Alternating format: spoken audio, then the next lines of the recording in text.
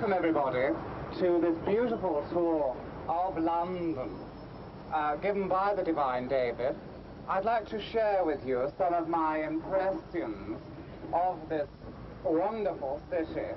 I have to say that there are no toilet facilities on this London Pride tour, so please feel free to go where you sat. Okay. We're hurtling along now at 90 miles an hour. If we were to crash, you'd go hurtling out of your seat and probably have really bad head injuries. We're just about to cross the Thames Canal. It's not a river, it's a canal. It's man-made, very much a working canal, bringing all sorts of plastic and leather goods down from Kew Gardens. London is really semi-rural. Focus on the trees, absolutely infested with the grey squirrel, which has depleted the native red squirrel to quite a worrying extent. Oh dear, we seem to have just run over somebody. Doesn't matter. St. Paul's Cathedral. The divorce of the Prince and Princess of Wales was held here at St. Paul's Cathedral.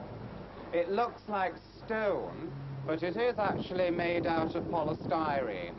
Built in 1914, just at the start, to celebrate the beginning of the First World War. Isn't it lovely? Now, this tree is very famous.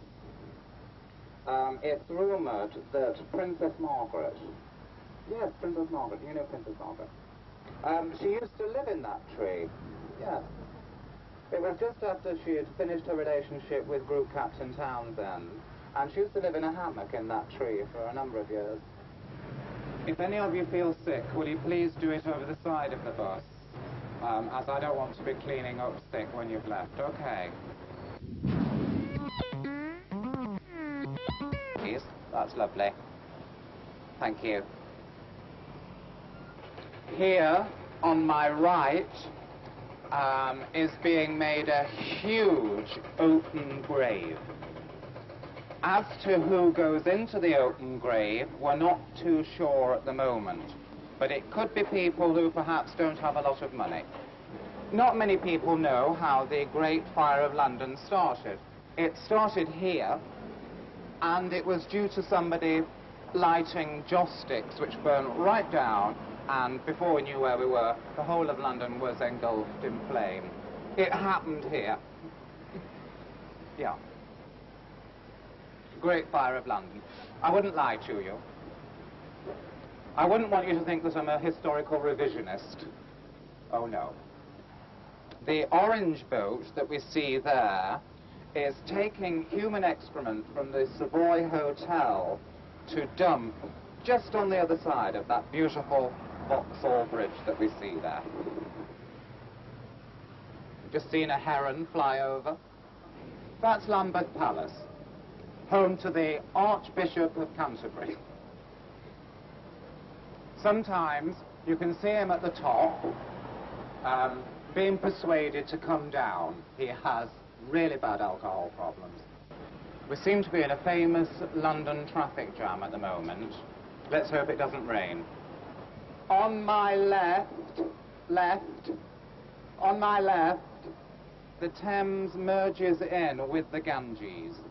You can probably see people washing saffron-coloured robes just on the other side of that pier. Isn't that beautiful? London, quite a big city, has a population of 17,000 in the London metropolitan region.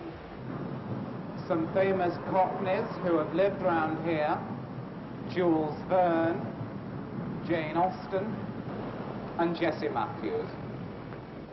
We're just on the outer skirts of London's West End, home to many of the most beautiful British productions, including The Pyjama Game, There's a Girl in My Soup, and some such farces. Great. The huge column that we see behind me is in celebration of the work of Lady Norman Foster. The building just beyond the celebratory column to Lady Norman Foster is, of course, Battersea Power Station. Behind me, I think, the Duke of Edinburgh.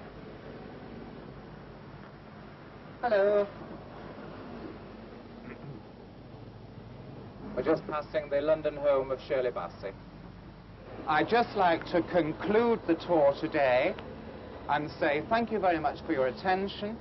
I hope you found it of interest and of edification.